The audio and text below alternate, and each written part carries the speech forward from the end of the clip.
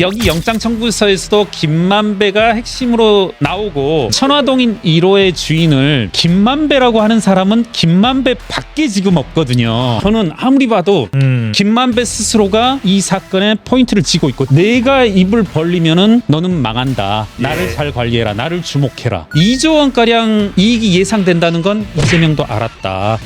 큰 가장 혐의가 배임이잖아요. 국민들이 위임한 권한을 배신했다는 거고, 국민들에게 뿌려져야 될 금액을 몇몇 사인들에게 온전하게 갖다 바쳐버린 배신 행위다.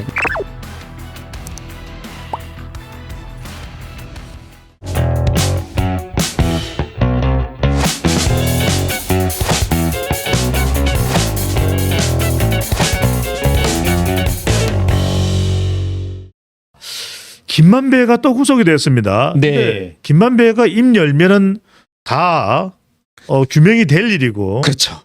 김만배야말로 상당히 많은 내용들을 알고 있을 수밖에 없는 인물이기도 네. 하고요. 흔히 볼 수 없는 네. 언론인 출신이라고는 하지만 마치 부동산 설계자, 그렇죠. 기획자, 예. 진행자. 예. 구속을 한 가장 큰 사유는 뭐고 어떤 내용이 김만배와 관련해서는 쟁점이 될까요?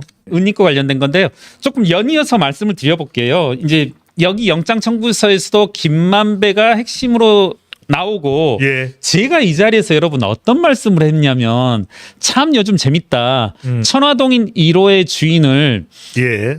김만배라고 하는 사람은 김만배 밖에 지금 없거든요. 아. 네, 이 부분을 제가 계속 강조해드리고 있는데, 네. 이런 식으로 오늘 한번 비유를 해볼게요. 예를 들어 자객일 수 있고 자칫 또 문제가 될 수도 있겠지만, 김경률은 예를 들어서 실질적인 총각이냐, 이렇게 하면은 누구도 안 믿는다는 거예요. 예. 저조차도 안 믿고. 그런데 계속 우리 배 소장님께서 김경률 총각 맞아, 총각 맞아, 총각 예. 맞아 한다는 건, 예. 어디 가서 저 법적인 게 아니라 실질적인 총각이다 하는 건, 이건 우리 배 소장님이 저에 대해서 뭔가 하고 싶은 말이 있다는 거죠. 아하. 그리고 나는 그걸 이용하겠다는 거고. 예. 지금 저는 아무리 봐도 99.9%의 확신으로 예. 김만배가 천화동인 1호가 본인 거라고 하는 것은, 이건 김경률이 총각이라고 하는 것과 똑같다. 네. 누구도 받아들이지 않고 네. 누구도 받아들일 수 없는 내용을 반복하는 것은 김만배 스스로가 나는 이 사건에 포인트를 쥐고 있고, 적어도 천화동인 1호에 대한 포인트는 본인이 쥐고 있고, 예. 내가 입을 벌리면은 너는 망한다. 나를 예. 잘 관리해라. 나를 주목해라. 이런 메시지가 아닌가. 김 교수님, 이 대목에서 살짝 궁금해질 수도 있는 걸 여쭤보겠습니다. 자, 하천대유라는 회사가 있고, 그 외에 이제 펀드 형태로 뭐 천화동인 1호 몇 호까지 있습니까? 7호까지 있습니다. 7호까지 네. 있는데, 대장동의 수익 대부분은 1호부터 천화동인 7호 중에서 어디 쪽에 다 쏠려 있습니까? 천화동인 1호부터 7호까지로 하자면 네. 1호가 제일 많이 갔죠. 1호가 제일 예. 대부분의 수익이 쏠려 있네요. 네네네. 한번 네. 그것도 여기에서도 구속영장 청구서에서도 예. 일목요연하게 이제 좀 정리해둔 표가 있거든요. 2호부터 7호까지는 그 소유주에 대한 조사가 다 됐나요? 여기 이제 소유주도 이제 적시되고, 예. 제가 봤을 때는 이제 1호부터 5호까지는 형식상 주주와 실질 주주가 2호부터 5호까지는 형식상 주주와 실질적 주주가 동일하다고 하는데, 지금 문제가 예. 되는 1호, 그다음에 예. 6호, 7호는 조금은 이제 차맹의 여지들이 좀 제 개인적으로도 좀 네. 보이는 그런 단 여지가 있습니다. 간단히 이제 금액 얘기가 나왔어요. 그러니까 예. 택지 배당과 관련해서, 택지입니다. 네. 아파트 건설을 제외한 택지와 관련해서, 이것도 이제는 모르시는 분들이 많으실 거예요. 그렇죠. 그래서, 네. 이제 영장 청구서에 적시되어진 내용은 뭐냐면, 화천대유가 577억, 예. 그리고 천화동인 1호가 1213억, 예. 이 문제가 되고 있는 천화동인 1호가, 네. 그리고 남욱이 대주주 100% 주주로 알려져 있는 천화동인 4호가 1011억을 이제 가져간 것으로 나오고, 예. 여기에서 이제 아파트 분양으로 가면 이제 머리 아파지는 거죠. 거기는 이제 또 화천대유가 다 가져갔고 하는 거니까. 그러니까 이 남욱 변호사도 1,000억이 넘는 걸 보면 무진장 해먹었네요. 그렇죠. 저희가 이제 언론사 기자분들을 통해서 남욱 변호사에게 이제 간접적으로 좀 물어도 보고 했어요. 야, 예. 이거 너도 선수니까. 실제 여기에도 이제 나오거든요. 제가 지금 뭐 200쪽이나 되니까 지금 당장 찾기는 뭐합니다만은, 2조 원가량 이익이 예상된다는 건 이재명도 알았다. 예. 2012년 시점도 적시되어지거든요. 2012년경 성남시청 뭐 개발과라든가 이렇게 성남시 현업 부서에서 올라온 부서의 보고서에 의해서 이 규모를 산출해낼 수 있었다. 예. 그러면 이제 남욱 같은 선수조차도 이제 알 수 있었겠죠. 그런데 2조 원가량 육박하는 이익에서 1,000억만 먹고 떨어질 수 있냐? 5%만 먹고 떨어질 수 있냐?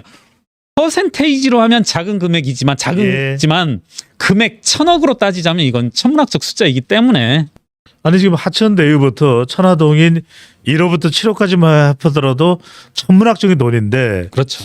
한국경제조사연구원에는 부동산 전문가가 없었나요? 참 안타깝죠 그런 게. 한국경제조사연구원이 예. 어디에 위치하고 있나요? 성남 제가 그쪽에 살았었으니까 아닌데 네. 이제 상대원 공단 그쪽에 있습니다. 예. 예.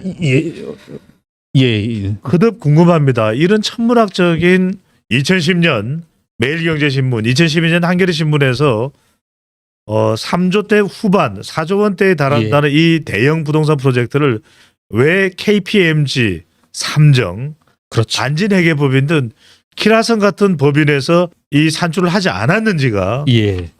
도무지 이해가 안 되네요. 그렇죠. 맞습니다. 메리츠 컨소시엄, 그 다음에 한국산업은행인가요? 예. 컨소시엄, 하나은행 컨소시엄이 들어오는데 그 사전 조사를 맞습니다. 네. 이건 검찰이 100년이 아니라 200년이 걸려도 대한민국의 부동산 비리는 LH도 지금 수사가 제대로 안 된 것 같아요. 맞습니다. 그러니까 LH 말씀이 나온 김에 예. 제가 작년 한 5월경에 성남시의 이 인수위원회, 예. 인수위 자문위원으로 갔었는데 이렇게 여기에 나오는 이름들 하나하나 보니까 제가 여러 차례 이야기를 나누려고 하고 인터뷰도 하고 했던 분들이 여기에 이제 어떻게 보면 범죄 과정이 일부로 나왔던 분들이에요. 예. 자료 좀 달라 하면 안 주고 오라고 하면 저랑 좀 약간 이 쌍욕은 하지 않았지만 예. 뭐 핏대 세우며 싸운 분들도 있거든요. 그런 분들 이제 이름도 나와 있어요. 그러니까 예. 그런 사람들 상대로 제가 아무 조사 권한도 없이 대화하려고 했던 제가 약간 좀 서글퍼지더라고요. 네. 예. 정말 이 진동하는 구린내를 검찰도 윤석열 대통령도 제거하는 그날까지 네. 임기는 이제 채 5년이 남지 않았습니다. 윤석열 대통령이 가장 크게 부동산에서 중점을 둬야 되는 것이 대규모 공급 예. 그리고 세제 완화, LTV, DTI, DSR 중요합니다만 저는 가장 중요한 게 이런 구린내를 부동산에서 그렇죠. 네. 시장에서 완전히 건절하고 냄새 안 나는 거라도 좀 뿌려야 되지 않을까라는 생각이 간절해집니다. 그렇습니다. 그러니까 네. 결국은 큰 가장 혐의가 배임이잖아요. 그러니까 예. 임무를 배신했다는 거 아닙니까? 아하. 속되게 말하면 이제 지금 배신했다는 겁니다. 이재명 대표는 기초자치단체장인 성남시장으로서 국민들이 위임한